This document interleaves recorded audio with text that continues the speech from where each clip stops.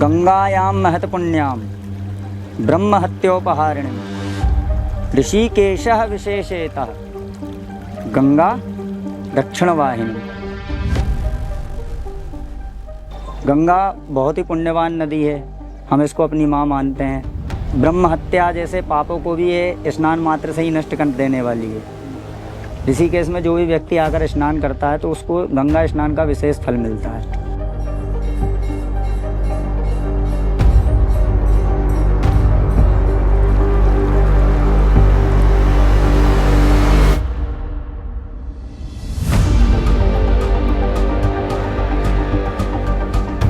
ऋषिकेश साधु संतों से माना जाता है। हमारा आपका सबके पापों को धोने वाली मोक्षदायिनी पापनाशनी माँ गंगा है।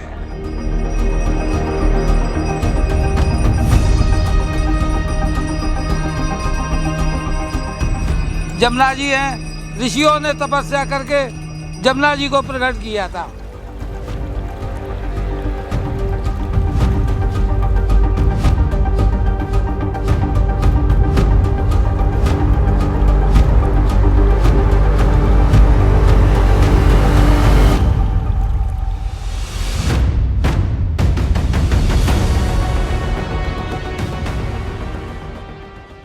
इसको देवभूमि कहा गया है, देवताओं की भूमि।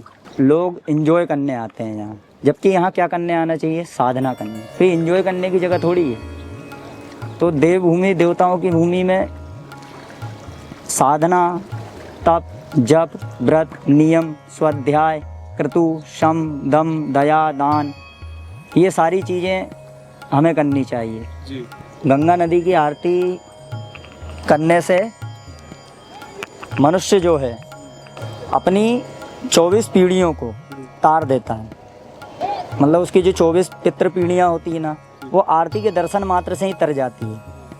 आरती से सभी पापों का नाश होता है, सभी तापों का नाश होता है और हमारे अंदर एक शांति का आभास होता है। हमें एक भगवान शिव का श्लोक है, गंगा तरंग रमणीय जटाकलापम गौरी निरंतर विभूषित वाम भागम नारायणम प्रियमनंगमदापहारम वाराणसीम पुरपतिम भज विश्वनाथम।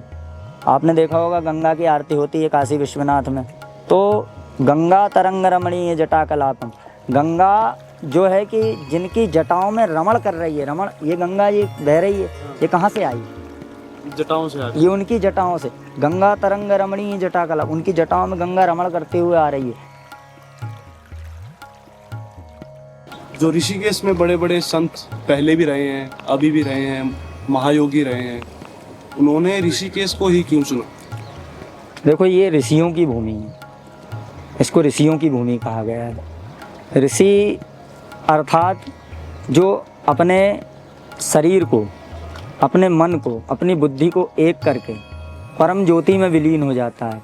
न उसको फिर शरीर की सुध रहती है, न आत्मा की सुध रहती है, न फिर उसको किसी चीज़ का भय रहता है, न किसी चीज़ की चिंता रहती है। वो ऋषि हो जाता है ना, वो ऋषि हो जाता है। तो यहाँ पर कई ऋषि मुनियों ने तपस्या की है।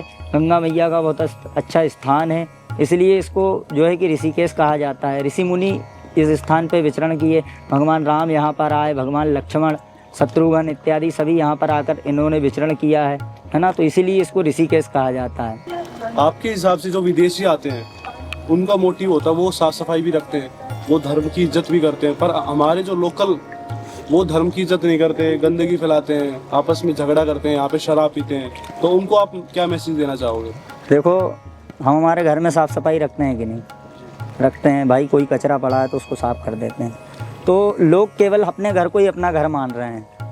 उनके मन में ये धारणा नहीं है कि ये पूरा जो देश है, भारत देश, ये हमारा घर है और इसमें किसी भी कोने में कचरा पड़ा है, वो हमारे घर में कचरा पड़ा है। मनुष्य आया है, उसने जन्म लिया, इस संसार में आया, यही उसका कर्तव्य नहीं है कि उसको अपने लिए सोचना है या उसको पैसा ही चाहिए। अच्छा, सभी यही सोचने लगेंगे और कोई किसी चीज़ को अपनी वस्तु नहीं समझेगा तो उसका उस पे से अधिकार भी समाप्त हो जाएगा। एक समय वो स्वयं ही नष्ट हो जाएगी।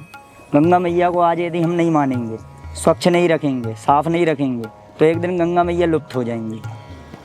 फिर कोई नहीं आएगा हमारे देश में दूसरे देश से ऋषिकेश को देखने के लिए। आप देख रहे होंगे यहाँ कितने टूरिस्ट आ रहे हैं।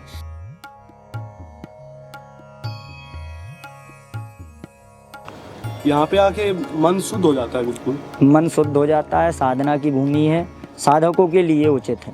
हमने ऐसी ऐसी जगह जो खोजी थी साधनाओं के लिए, उनको हमने एंजॉय का एक स्थान बना के रख दिया। तो ये सब चीज़ें गलत है और मैं इन सब चीज़ों का विरोध करता हूँ।